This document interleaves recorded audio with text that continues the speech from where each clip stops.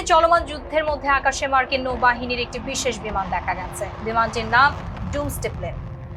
এটি পারমাণবিক যুদ্ধ বা জাতীয় বিপর্যয়ের সময় আকাশ থেকে সরকার পরিচালনার একটি ভ্রাম্যমাণ কমান্ড সেন্টার হিসেবে কাজ করে।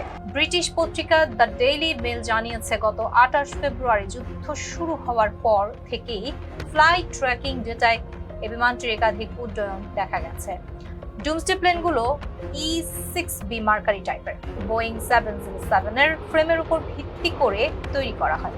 এগুলো মূলত পারমাণবিক হামলা শুরু হলে আকাশ থেকে পাল্টা সামরিক পদক্ষেপ ও কমান্ড পরিচালনার জন্য নকশা করা হয়েছে। জীবন অবাক না করলে কে করবে? 28% মিল্ক ফ্যাটের অবাক করার সাথে ফ্রেশ মিল্ক পাউডার। জীবন অবাক করুক প্রতিদিন।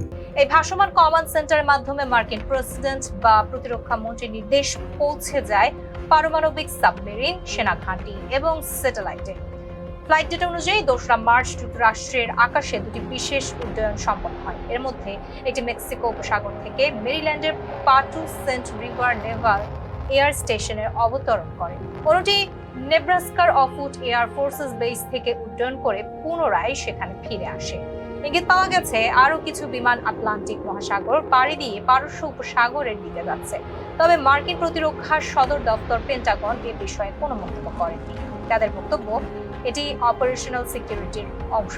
বিশেষজ্ঞরা বলছেন, এই তৎপরতা পারমাণবিক যুদ্ধের আশঙ্কা আরও জোরালো করেছে।